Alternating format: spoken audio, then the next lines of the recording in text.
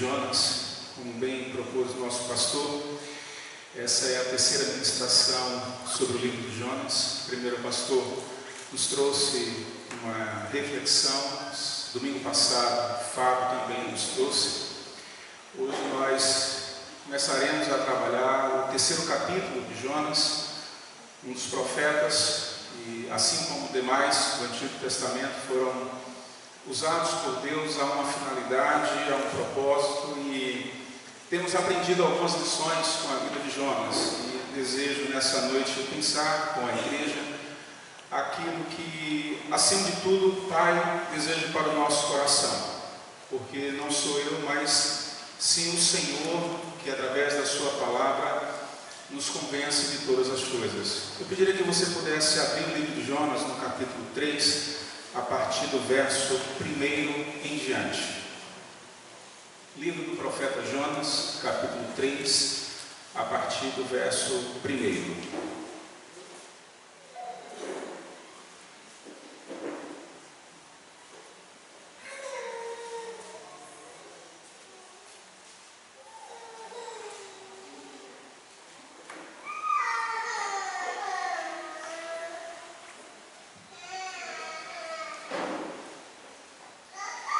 Nos diz o texto sagrado: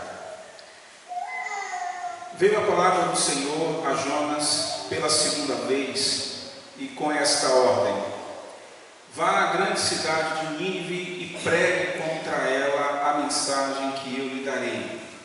Jonas obedeceu à palavra do Senhor e foi para Nínive. É uma cidade muito grande, sendo necessário 3 dias para percorrê-la. Jonas entrou na cidade e percorreu durante um dia, proclamando: daqui a 40 dias Nínive será destruída. Os ninivitas creram em Deus, proclamaram um jejum, e todos eles, do maior ao menor, vestiram-se de pano de saco. Quando as notícias chegaram ao rei de Nínive, ele se levantou do trono, tirou o manto real, vestiu-se de pano de saco e sentou-se sobre cinzas. Então fez um proclamado a Nínive: por decreto o rei e os seus nobres, não é permitido a nenhum homem ou animal, bois ou ovelhas, provar coisa alguma. Não comam nem bebam, cubram-se de pano de saco, homens e animais, e todos clamem a Deus com todas as suas forças.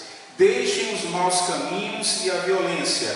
Talvez Deus se arrependa e abandone a sua ira e não sejamos destruídos, tendo em vista que eles fizeram e como abandonaram os seus caminhos. Deus se arrependeu e não os destruiu como havia ameaçado. Amém. Pai querido, Pai santo, te rogamos, Senhor, que o Teu Espírito Santo nos traga ao coração aquilo que está no Teu coração, Pai.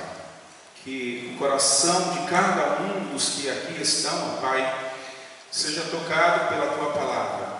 E que, acima de tudo, Senhor, o Teu Espírito Santo nos convença daquilo que é necessário e daquilo que o Senhor deseja trabalhar em cada um de nós de forma particular, Senhor.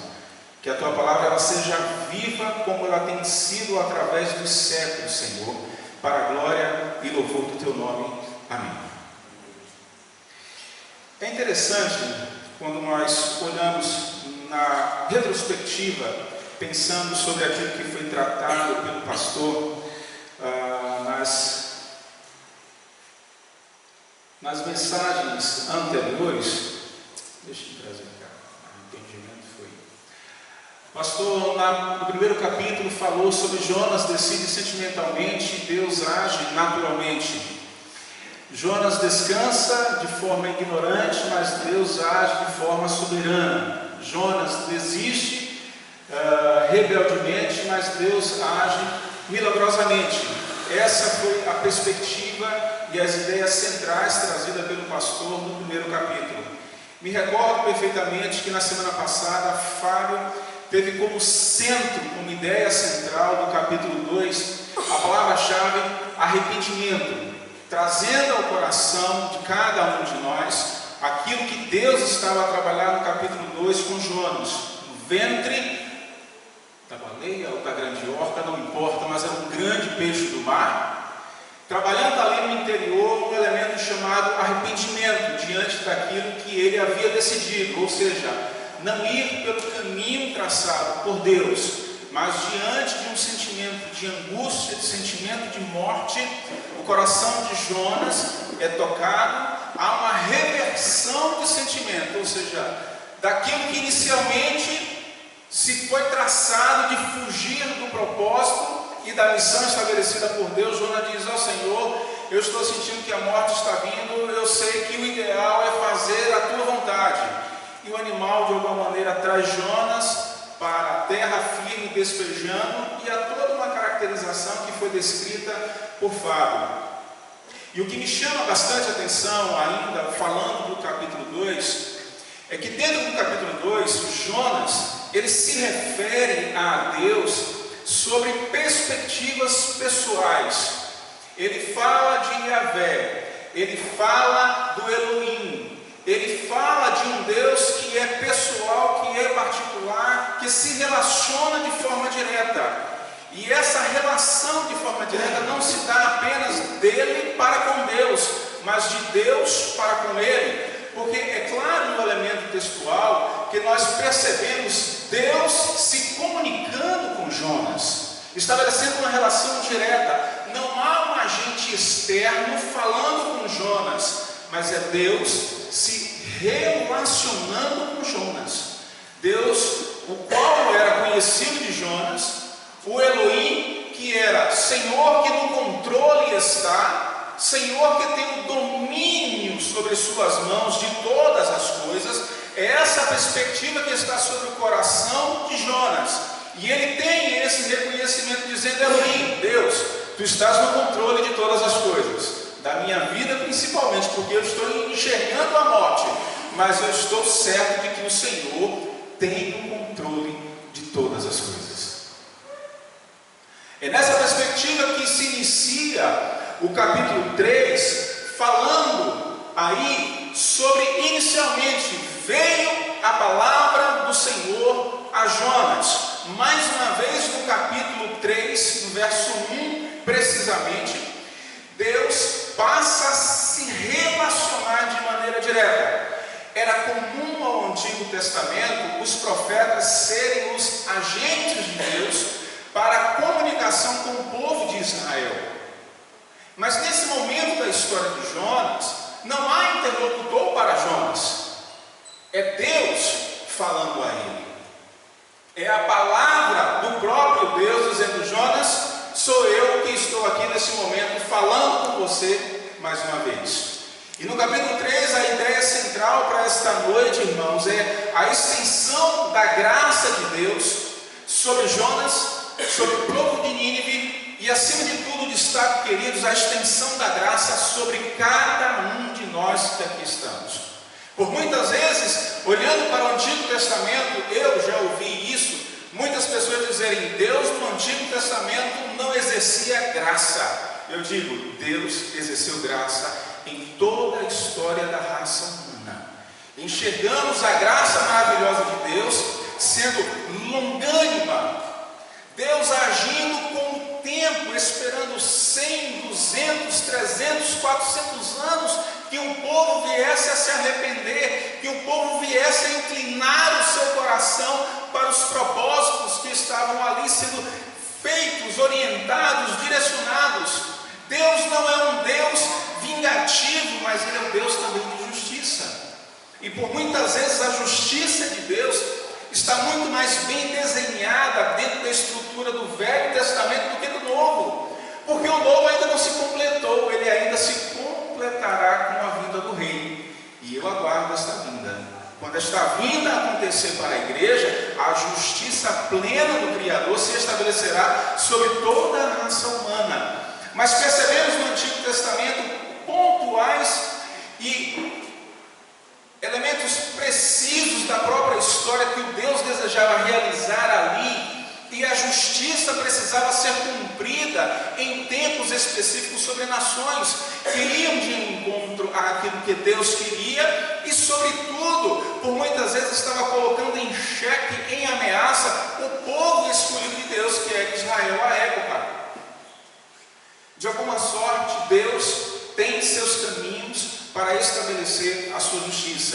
mas a graça dele sempre foi revelada a todo coração que humildemente se inclina e diz: Senhor, qual a tua vontade?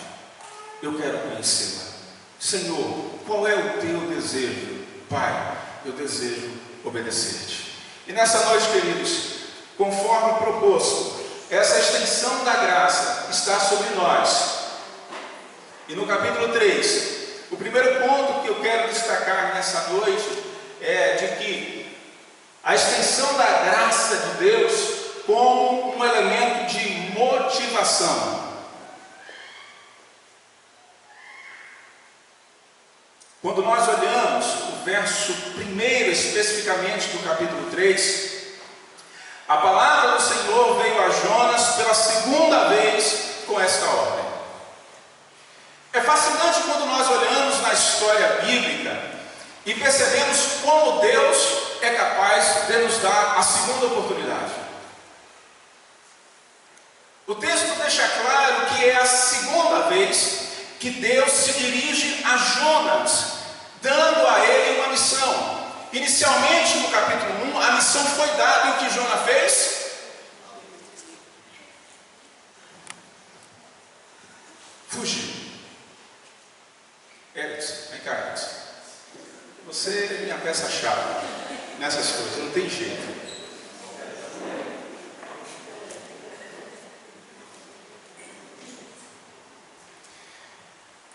Jonas, vai lá em Nínive e prega. Diz para eles que eles precisam se arrepender. Vai lá, Jonas. Nínive está caro, Jonas. Jonas.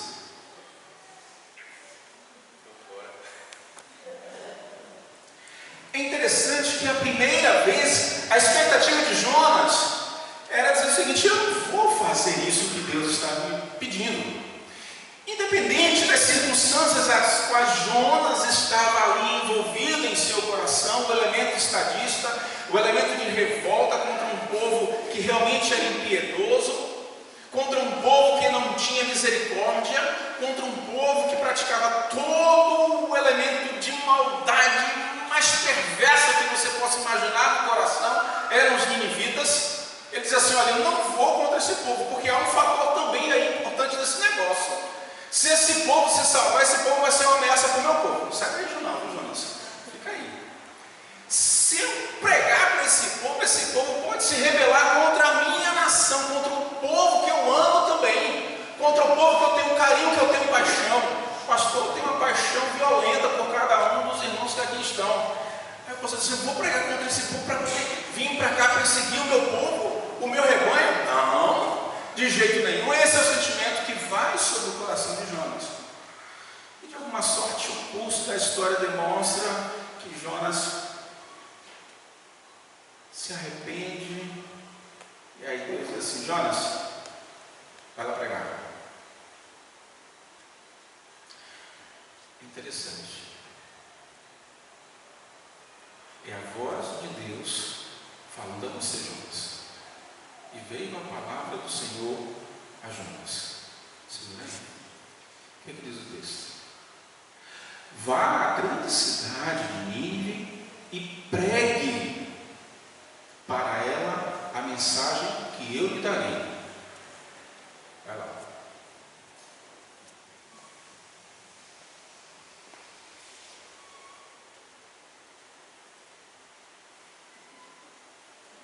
Jonas, prega a mensagem.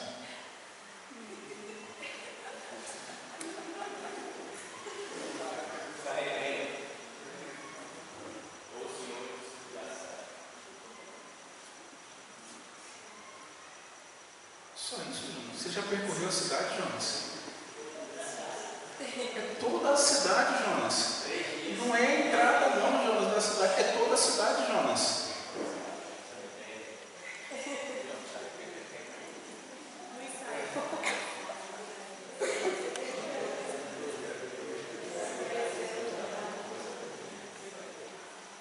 Prega, Jonas. Prega para toda a cidade, Jonas.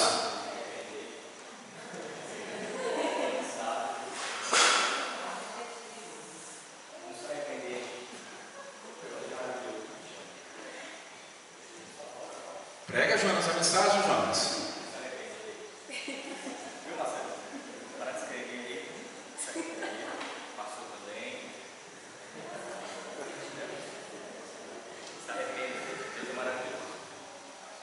Ok, Jonas. Obrigado, Jonas, pela disposição do coração em pregar para mim.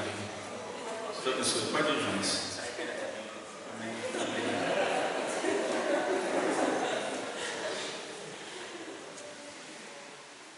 É interessante, queridos, que o elemento da graça, ele é o favor imerecido. É aquilo que não éramos merecedores, mas o Deus maravilhoso nos oportuniza, nos concede o elemento da chance. É a fonte de todas as bênçãos espirituais para todos aqueles que creem em Deus. É a graça.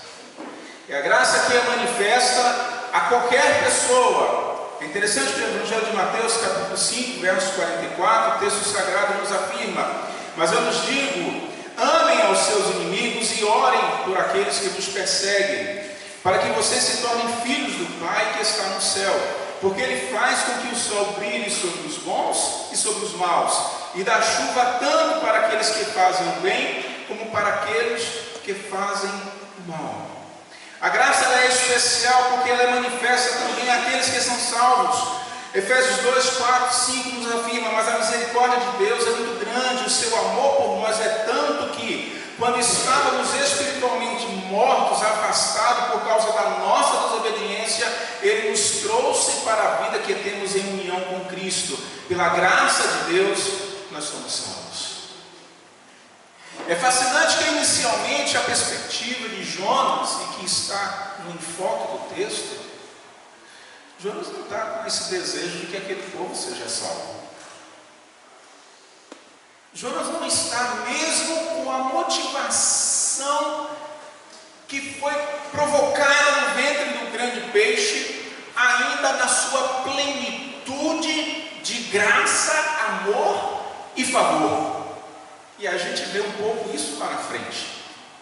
Mas é interessante nós compreendermos, queridos, que Deus dá a Jonas nesse momento uma segunda chance. Quantos já tiveram uma segunda chance aqui na vida? Por alguma coisa. Quantos já tiveram? Creio que todos nós já tivemos uma segunda chance.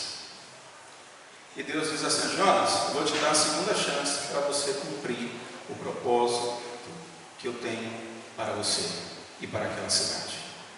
Assim foi com Abraão, assim foi com Raabe, assim foi com Davi, assim foi com Pedrão, colérico, espada para arrancar a orelha do soldado. E quando o mestre ressuscita, ele vai e diz aos discípulos: olha, diga também a Pedro, lembre-se de Pedro, trazendo lá a lembrança daquele grande homem que precisava de uma segunda oportunidade. E aí o nosso amado apóstolo Paulo, em uma das suas trilhas missiológicas, tem um embate com Marcos, que está junto com Silas, se desentendem na missão. Paulo diz assim: eu não quero saber mais de Marcos. Marcos não é um elemento de confiança. Não tenho nenhum prazer em caminhar com ele, porque ele deu para trás. Na hora H, Marcos dá um passo atrás e larga Paulo e Silas em uma circunstância difícil. Mas é fascinante como a história lá adiante, Paulo escrevendo ainda em uma das suas cartas, ele vai e faz novamente uma referência a Marcos como seu companheiro fiel. O que há aí em evidência, irmãos? Uma segunda oportunidade. Deus é o Senhor das oportunidades para cada um de nós. Jonas tem nesse momento a segunda oportunidade de cumprir exatamente aquilo que Deus está fazendo. E queridos, muitas e muitas vezes cada um de nós não temos esse olhar de graça oportuna. Nós não temos esse olhar de pensar de que aquele que falhou no caminho, na trajetória da relação com o Criador, às vezes até na nossa relação pessoal, de que ele precisa de uma segunda chance, de que ele precisa de uma uma outra oportunidade para demonstrar o elemento do arrependimento que Fábio bem falou na semana passada, para demonstrar de que a sua atitude agora de fato está em consonância com o coração do Pai. Muitas e muitas vezes nós agimos como juízes severos, exigindo o rigor da lei. Quantas e quantas vezes nós nos posicionamos dessa maneira, dizendo: olha, não dou mais oportunidade para fulano, não dou mais oportunidade para ciclano, não dou, porque ele falhou comigo. E quantas vezes eu e você já falhamos com Deus, e Deus nos dá a segunda, a terceira, a quarta, a quinta, a sexta, a sétima oportunidade. Perceba, queridos, que a graça está sendo revelada, o favor está sobre o coração, sobre a vida de Jonas, dizendo: olhe, a segunda oportunidade está sendo dada para você. E nós precisamos olhar isso com o coração enriquecidos e encharcados do amor do Pai, queridos, porque aqui, para com Nínive e para com Jonas, o coração de Deus está regado de compaixão e misericórdia. Muitas e muitas vezes, cada um de nós olhamos para um cenário social e acreditamos que essa graça e esse favor e essa oportunidade é dada para aquelas pessoas que são de bem da sociedade. Já percebeu isso? Que nós olhamos sempre que Deus deve olhar para aquela pessoa que nunca praticou nenhum delito, que Deus deve olhar para aquela pessoa que tem uma família estabilizada, que Deus deve olhar para aquela pessoa que nasceu em um berço, que foi muito bem educado, foi muito bem construído para a sociedade. E nós enxergamos, queridos, de forma muito prática, que quando Deus se revela no sentido da graça e do perdão, é para aquele que de fato está completamente fora do caminho, está vivendo uma vida de digressão, uma vida de podridão. E para quem é o perdão? Para quem é a graça? Para quem é a oportunidade? Que bem há em fazer o bem a quem te faz o bem? Que bem há em fazer o favor a quem te faz o favor? Que bem há em praticar as boas obras para quem pratica as boas obras? Eu me lembro e me vem à memória o exemplo da prostituta junto com Cristo, e que eu fiz a seguinte afirmativa: que aquela mulher, ela tem a sua dignidade social restaurada, a sua dignidade espiritual restaurada, e ela tem a condição, acima de tudo, de se relacionar com Deus em paz consigo e em paz com o próprio Criador. Mas qual mãe estaria disposta a entregar o seu filho em uma união matrimonial a uma ex-prostituta? Porque é fácil falarmos de favor e de perdão para quem amamos. Difícil de dar a oportunidade é para quem praticou um grave delito contra nós.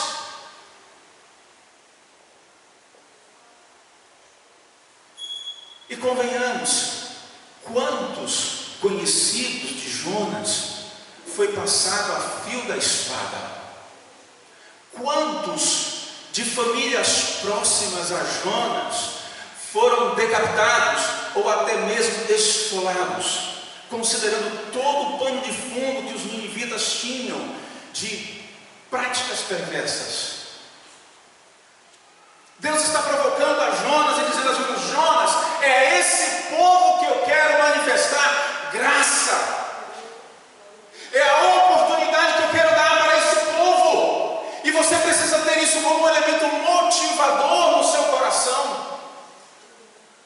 Porque é fácil, irmãos, estarmos em um ambiente maravilhoso, gracioso.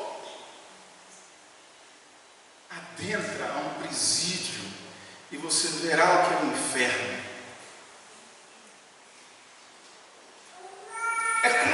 É justamente nessa perspectiva, irmãos, eu estou falando isso porque os ninivitas eram pessoas altamente perversas.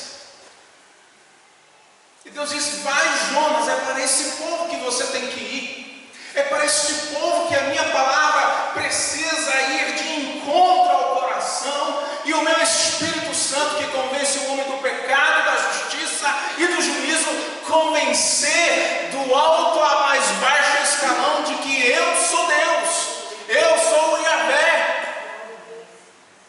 E aí a gente enxerga isso no capítulo 3, no capítulo 2, quando Jonas diz assim: olhe, Yahvé, ou seja, o meu Deus.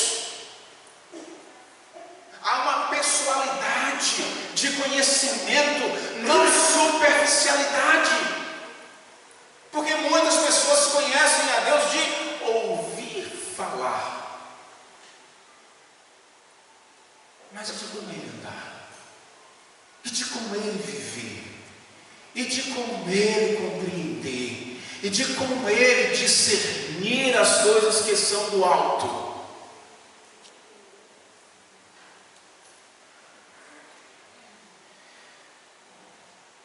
Deus usa a sua graça e misericórdia para que elas em si sejam toda a motivação para que eu e você não possamos viver por ela. Eu não sei se você às vezes busca motivação nas coisas simplórias da vida, mas se existe algo que deve motivar o seu coração, é você olhar a perspectiva de que existem vidas que precisam ser resgatadas para o reino de Deus e que estão sob o domínio das trevas de Satanás. E aqueles que são da luz são chamados, convocados, alistados no exército do grande Rei, Jesus Cristo de Nazaré, para a missão que nos foi dada.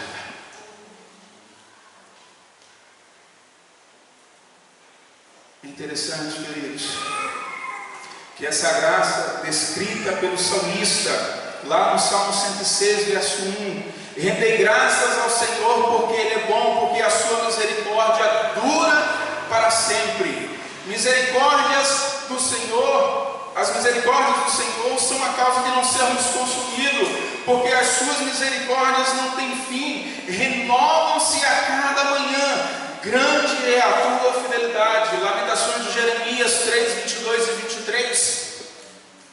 Se você acha que essa graça está apenas sobre você, ela é sobre todos, porque é a causa de não sermos consumidos. Porque se olhássemos para cada um de nós, para as mazelas internas que cada um de nós temos, irmãos, não seríamos merecedores dessa graça de Deus. Você não tem motivação, olhe para si, veja o quanto Deus tem feito por você, e veja o quanto que Deus quer fazer por outros. E é essa perspectiva que Deus está trazendo ao coração de Jonas. Jonas, aqueles que estão lá precisam desta graça. Aqueles que estão lá são merecedores do favor e do perdão. É interessante quando nós encontramos o apóstolo Paulo afirmando lá em Efésios capítulo 2, verso 1, ele nos diz, queridos, vocês estavam mortos em suas transgressões e pecados. Eu estava lá. Um dia eu me encontrei lá, morto em transgressão e pecado. Os ninivitas eram diferentes disso, de mim, de você, irmãos? Não. Estavam mortos nas suas transgressões. Se cada um daqueles soldados alistados do exército ninivita pudesse relacionar quantas pessoas foram mortas, talvez a lista de Schindler fosse ainda pequena diante da lista que eles poderiam fazer. Estávamos mortos em nossas transgressões e pecados, nos quais eu e você costumávamos viver quando seguiam o presente curso deste mundo, e o príncipe do poder do ar, o espírito que agora opera e está atuando nos que vivem na desobediência. Anteriormente todos nós também vivíamos entre eles, satisfazendo as vontades da nossa carne. E aí é uma relação psicológica, queridos, que às vezes é construída, e isso em diversas esferas da nossa vida, da relação do prazer. Quando o grau de impiedade, de crueldade alcança esse nível, é a graça redentora que é capaz de transformar. Porque existem pessoas que têm prazer em matar o outro. Aquilo provoca nele satisfação. Matei alguém. Eu me lembro que eu tinha um conhecido, e ele era conhecido do meu pai. Durante muito tempo ele serviu a corporação, e uma das coisas das quais ele era conhecido que era como matador. Além da corporação, fora da corporação, ele vivia uma vida paralela. E não foi nem dois, e nem três que ele ceifou a vida. E certa vez meu pai perguntando para ele, perguntou: fulano, o que é que você sente quando você mata alguém? Ele virou e disse assim: eu tenho prazer em ver o miserável defenestrar, a vida ainda escoando, o sangue saindo e ele morrer. Quando a vida alcança esse grau de satisfação na morte do outro, há o mais profundo abismo a qual somente Deus pode restaurar. Porque aquilo que de mais valor o ser humano tem, que é a vida, perde sentido e perde valor. Para os ninivitas, matar alguém, o que era aquilo? Nada. Estávamos lá mortos. Jonas tem a missão, tem a permissão, a partir do verso 3 do capítulo 3, de seguir na missão. E o verso 3 nos diz: Jonas obedeceu a palavra do Senhor e foi para Nínive. Era uma cidade muito grande, sendo necessário 3 dias para percorrê-la. Jonas entrou na cidade e percorreu durante um dia, proclamando. Olha Jonas, cadê Jonas? Jonas, a mensagem foi essa, Jonas. Você não lembrou da mensagem. Daqui a 40 dias, Nínive será destruída. A mensagem era essa, Jonas. Daqui a 40 dias, Nínive será destruída. Deus dá a permissão para Jonas tentar ir lá e anunciar. E aí é uma caracterização bastante interessante no sentido geográfico. Nínive se caracteriza um pouco como Barreiras, aproximadamente 120 mil habitantes. Barreiras tem 150, chegando a 160, segundo o último dado estatístico do IBGE. Eu não sei se eu conseguiria em 3 dias percorrer Barreiras, mas a informação bíblica era que para percorrer Nínive eram necessários 3 dias. Jonas, vem cá.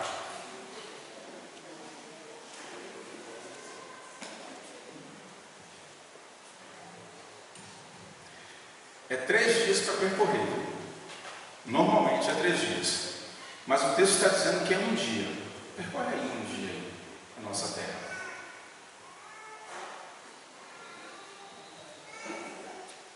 Jonas, é um dia, Jonas, não é 3. Um dia.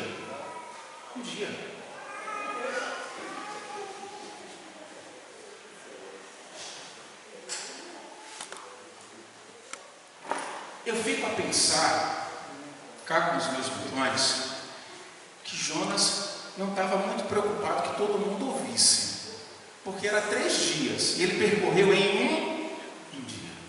Será que Jonas correu muito? Corre lá, Jonas, corre lá, Jonas. Um dia, Jonas. É um dia, Jonas.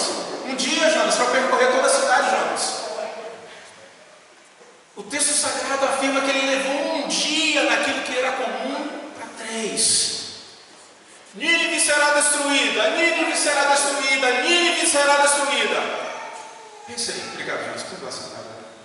Você cumpriu a missão com excelência. Um dia. E era necessário 3. Eu fico a pensar, um dia, será que todos ouviram a mensagem com integridade e com clareza?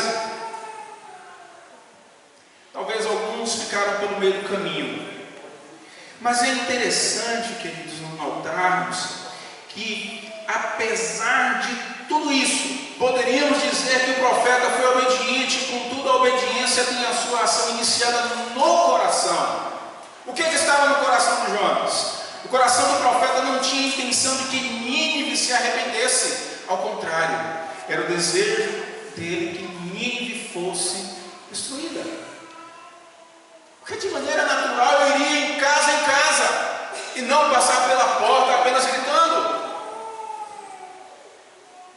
Veja que é a segunda oportunidade que o Senhor concede a Jonas para Jonas cumprir aquilo que deveria fazer. E aí Jonas, ao invés de proclamar graça, Jonas estabelece o que, irmãos? Julgamento. Porque a vontade não era de graça, não era de perdão, mas de julgamento.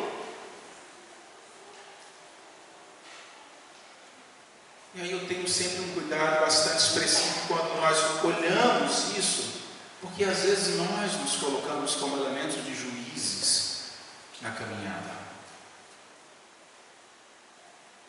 Queremos que aquele vizinho que toca aquela música maravilhosa da abaixadinha, do roncocó e de tudo mais que você conhece, que ele vai para algum lugar. Ou vocês nunca sofreram com isso? Eu acredito que sim. Mas é fascinante que nós não temos a disposição de chegar para o vizinho e vizinho, Jesus te ama e eu também. Mesmo com aquela música maravilhosa que você toca todo final de semana, quando você toma todas e mais uma, eu quero lhe apresentar algo que é maravilhoso, que é muito melhor do que tudo isso aí que você está vivendo. Jesus. Nosso desejo é o que, irmãos? Vizinho, vai em muda, vai para outra rua, vai para outro bairro, nem para o som dele queimar, nem para o alto-falante estourar logo, que aí a gente para logo com tudo. Percebe como o nosso coração é inclinado a estabelecer o juízo? Percebe como o nosso coração não se dispõe ao elemento de graça em favor? E aí inclui nisso, irmãos. Não estou fora disso não. Porque eu já desejei que o meu vizinho da outra rua fosse embora para algum outro lugar, porque eu não conseguia descansar no domingo de tarde. E aí Deus virou para o meu coração e falou assim: sim, tu quer que ela mude? Quer dizer, por que você não vai lá pregar para ela? Eu me recordo de um domingo de tarde, eu tentando descansar, vindo de uma semana altamente estressada, em pico de estresse, a cabeça a mil por hora, com inúmeros problemas, tentando esfriar o juízo para na segunda-feira iniciar a minha caminhada, e o vizinho com todas e mais uma dançando aquele arrojo.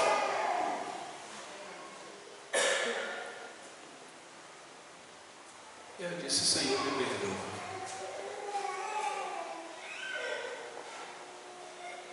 Nosso coração, ele está sempre inclinado, queridos. Às vezes agir como Jonas. Você acha que Jonas está só aqui no texto da Bíblia? Às vezes o Jonas está aqui, o Jonas está aí, o Jonas está lá no fundo, o Jonas está aqui na direita, na esquerda. O Jonas está, às vezes, aonde o coração se dispõe a agir como?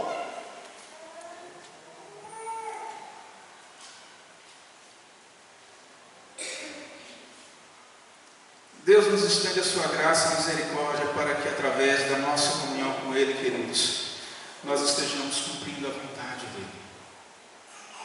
O favor de Deus é para todos. E, acima de tudo, precisamos compreender de que a obediência precisa alcançar o seu lugar no nosso coração, na nossa vida.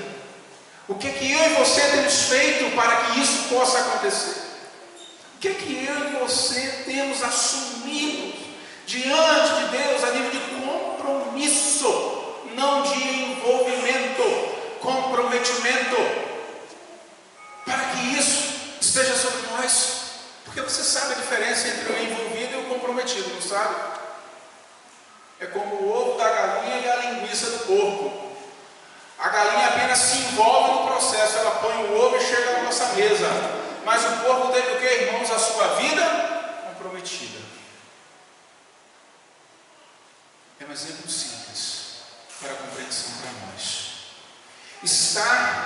Deus não é se envolver, é se comprometer com Deus.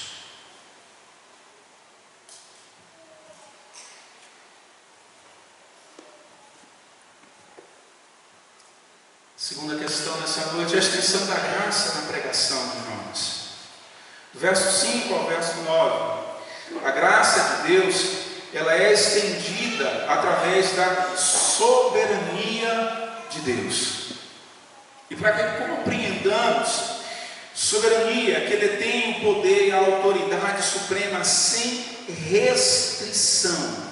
O domínio de Deus, ele é total, ele determina como ele mesmo escolhe e realiza tudo aquilo que ele determina. E nada pode deter o seu propósito ou frustrar os seus planos. Ele, Deus, exerce o seu governo no curso normal da vida, bem como nas mais extraordinárias intervenções ou milagres. Ele é Deus soberano. E aí nós entendemos a soberania de Deus na pregação de Jonas, que foi tão curta, tão objetiva, que poderia ser mais textual, né, pastor? Pegar cada versículo, cada vírgula, o artigo, o verbo, destrinchar isso. Olha, Deus está dando tempo para vocês. Lembram dos povos anteriores, passados, que rejeitaram a Deus e o que foi que aconteceu? Vocês lembram como Deus agiu com graça e com misericórdia com outros povos lá anteriores a vocês? Jonas poderia ter feito todas essas coisas, lembrado até mesmo porque era um costume da oralidade da época, a transmissão do conhecimento e dos fatos. Jonas tinha o dever como profeta. Ele vem logo depois de Eliseu, ele provavelmente fez parte da escola dos profetas ali junto com Eliseu. A oralidade estava ainda no dia a dia para o povo, e ele poderia ter lembrado todas essas coisas, mas ele é o que? Simples, curto. Nínive, a cidade será destruída. Nínive, a cidade será destruída. Como? De que forma? Em que tempo? De que maneira? Mesmo com tudo isso, é fascinante que Deus não se limitou à pregação do profeta, mas ele usa aquilo que nós poderíamos colocar de forma tão simplória, a pregação de Jonas, para estabelecer a sua vontade. Deus executa os seus planos desde a fundação do mundo. Deus usa até mesmo as crenças assírias para que os seus planos sejam cumpridos e para que ele possa salvar quem ele quiser. O nome da cidade de Nínive tem uma vinculação acerca do seu fundador, que teria a sua estrutura metade peixe e metade homem. E Jonas veio de onde? Do mar, sendo posto para fora por um peixe. Para o povo também, no sentido histórico da fundação de Nínive, aquilo era um sinal talvez divino, anunciando alguma coisa que poderia acontecer. Deus, na sua soberania, usando a limitação da mensagem, usando a própria cultura local, estabelece a sua vontade soberana naquele momento.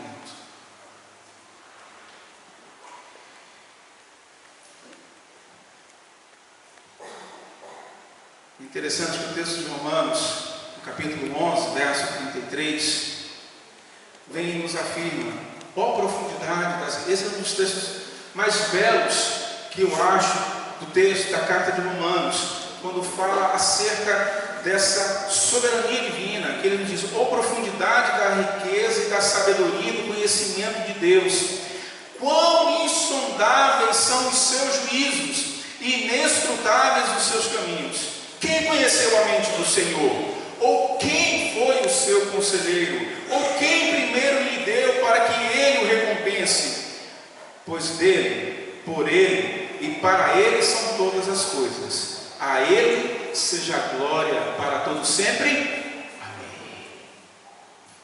Quem é que poderia aconselhar Deus naquelas circunstâncias sobre a vida de Nínive e sobre Jonas?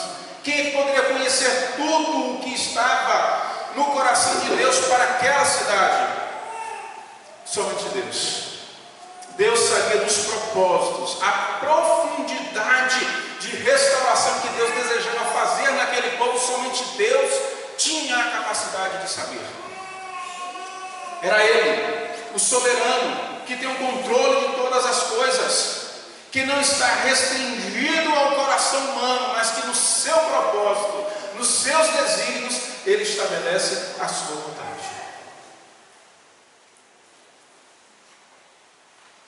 Aí eu me lembro do acidente do carro, e eu digo sempre assim: Deus é soberano. A ficha com o número errado, e não era a minha vez, não era a vez de Eliana. Deus é soberano. Não me pergunte como nem porquê, nem os motivos Ele não sabe. Mas é fascinante não ter um vidro quebrado, não ter uma perna, não ter uma testa quebrada, não ter uma gota de sangue escorrendo sobre nenhum dos corpos que estavam dentro do capotamento. Sair andando em pé, íntegro, pensando, reagindo, tendo a nítida sensação de que algo soberano aconteceu sobre a sua vida. São os propósitos de Deus, são os desígnios de Deus. Capotar um carro a 130, 140 km por hora, está vivo em pé nesse momento aqui falando, a igreja a qual me acolheu e tem me acolhido, ao pastor que me acolheu e tem sido pastor sobre a minha vida, compartilhar os momentos da caminhada da fé com cada um dos irmãos. Soberania de Deus. Irmãos, é fascinante nós olhamos quando o rei tem conhecimento da pregação. O rei se levanta do trono. E assim como Jonas, o rei ele tinha muito a nível de envolvimento. A sua imagem enquanto rei, o seu poder estava envolvido, todos os seus aliados. Quão vergonhoso seria para o rei vestir um pano de saco. E aí nós precisamos nos remeter à significância do elemento do pano de saco, que diz o elemento da humildade, ou seja, de você se prostrar realmente diante de alguém soberano, alguém que é maior do que você, porque dentro da própria cultura lá atrás, ser rei significava ser uma divindade, não esqueçamos disso. Ou seja, essa divindade diz o seguinte: olha, eu tenho alguém que é muito maior do que eu, e eu vou me humilhar diante dele agora, vou me esvaziar, tirar tudo, reconhecer de que eu não sou nada.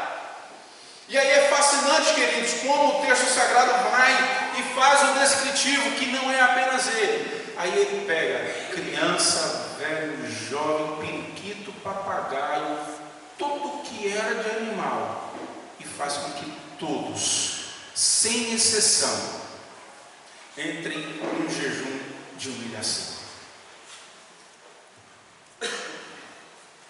Alguém pode me ajudar com um copo d'água, por gentileza? Só estou com uma aqui, o que estava aqui já acabou. A humilhação da cidade atingia todas as esferas, do maior ao menor, todos os animais. O rei se humilha, tinha um manto real e torna o pano de saco como um elemento chave para a sua humilhação. E é colocado um decreto real. É interessante, queridos, que nesse sentido agora da humilhação, a soberbia e o orgulho deixa de ocupar o lugar e a humildade ocupa a soberania. O texto sagrado nos afirma de que o orgulho precede a queda, a soberba precede a queda. E muitos de nós, se não tomarmos cuidado, não colocarmos o nosso coração em humildade diante do Senhor, podemos nos encontrar nessa condição de orgulho, de altivez, de prepotência, Às vezes eu digo que é o famoso peito de pombo, né? Como é que é o peito de pombo? O pombo tem sempre o peito para frente, né? Ele estica o peito assim para frente e mantém sempre o peito lá na frente. E isso leva o ser humano à queda. Mas o rei tem a postura de se humilhar, de reconhecer de que de fato era necessário se arrepender, de colocar diante de Deus a sua dependência, de reconhecer Yahvé. É interessante que a versão da King James usa especificamente Yahvé, a palavra Yahvé, Deus. Elohim, Deus que no controle está, mas nesse momento é Yahvé, o Senhor, Deus. E eu lendo, fazendo a comparação entre as versões, somente a King James traz essa referência, e isso me chamou a atenção, me roubando um pouco o olhar sobre essa perspectiva da palavra Yahvé, Deus, que ali está no controle. Queridos, quando nós nos colocamos diante de Deus, nós de fato precisamos reconhecer, Ele é Deus, e eu preciso me humilhar diante da presença dEle. Terceiro e último ponto, já finalizo. A extensão da graça de Deus como elemento salvífico. Deus viu o pecado de Nínive, e Deus viu também o arrependimento de Nínive. Quanto mais nós conhecemos a Deus, mais vivemos na esperança de estar com este Deus. E é interessante, queridos, Deus, Ele tudo vê.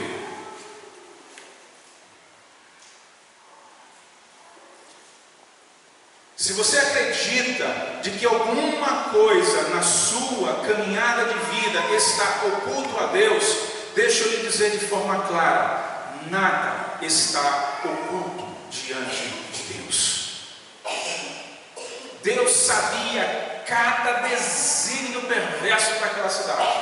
Deus sabia cada pecado de cada pessoa de forma particular e pessoal. Não foi simplesmente um decreto real, mas a ação soberana de Deus sobre aquela cidade.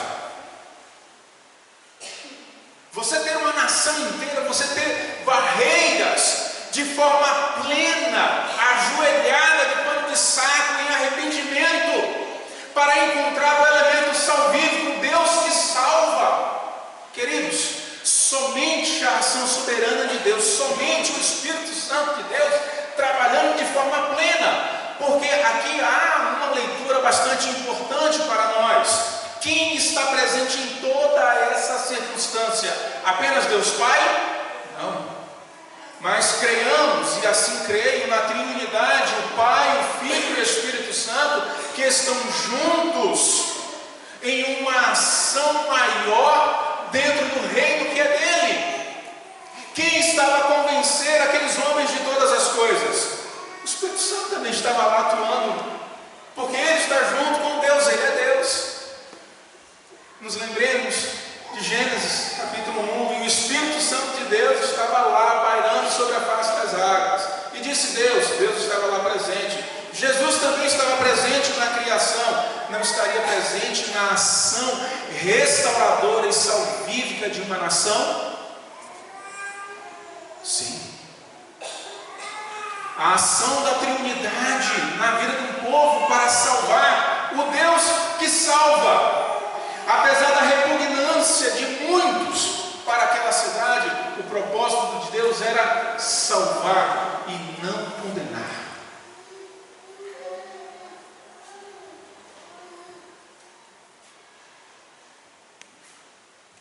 É interessante que nós precisamos estar prontos para agir, continuar alerta e pôr a nossa esperança sempre no Deus que salva. E queridos, olhando o cenário, já no texto final, me acompanhem por favor. Verso 10. Tendo em vista o que eles fizeram e como abandonaram os seus maus caminhos, Deus E aqui vou parafrasear o texto de maneira compreensiva. Deus usou de graça e misericórdia e não destruiu como tinha dito. Porque essa é a melhor leitura aplicada ao texto. Não que Deus se arrependeu, porque Tiago vai dizer de que Deus não muda. Não há mudança naquilo que Deus é na sua essência. Porque não era propósito de Deus destruir. Não é propósito de Deus ver que uma vida vá para o inferno sem o conhecimento da graça salvadora. Não há prazer na morte de um injusto. Mas Deus usa de quê? De graça, favor, salvar um povo que estava perdido. Esta era a mensagem máxima que Deus desejava usar no coração de Jonas para que isso fosse alcançado. Por fim, queridos, nós, inclusive este que aqui está, a cada dia que venhamos a trilhar o caminho da fé, precisamos nos arrependermos, enxergarmos a motivação necessária para o compartilhamento da graça salvadora, termos no nosso coração de que a mensagem da fé, ela precisa ser transmitida, não com aquela rapidez que nós queremos nos livrar daquela missão. Já fiz a minha parte. Não, mas com disposição, com amor, com graça, regado com a presença de Deus em nossas vidas, para que o elemento chave do propósito designado desde o Gênesis alcance a todos. A salvação maior esteja sobre cada pessoa que, na motivação, na mensagem, se entrega ao Rei dos Reis, ao Senhor dos Senhores, a Yahvé, a Elohim, o Deus que no controle está de nossas vidas, em nome de Jesus. Amém, irmãos? Curva a tua cabeça em nome de Jesus.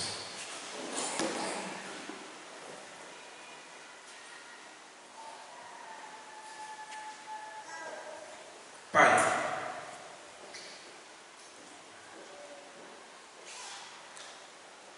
cada um de nós, talvez em algum momento, Senhor, já nos encontramos talvez como Jonas. E aqui me incluo, Senhor, no meio destes, que por muitas vezes fugimos daquilo que o Senhor deseja que façamos no cumprimento da Tua vontade.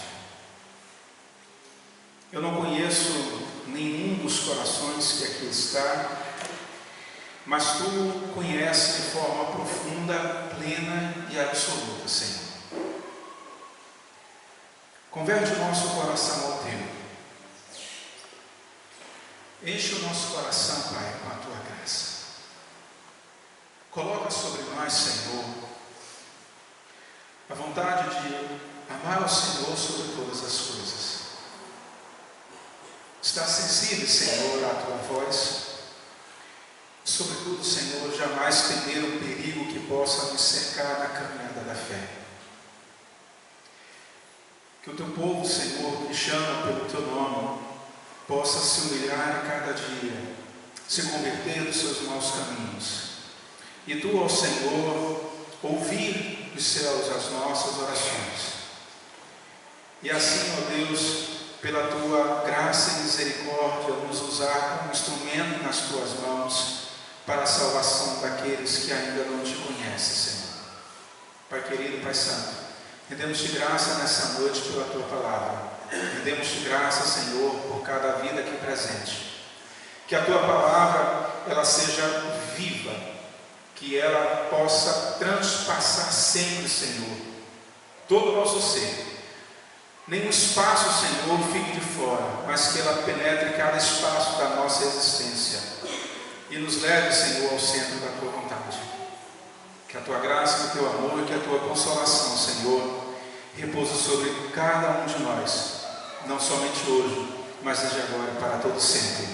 Amém, Senhor.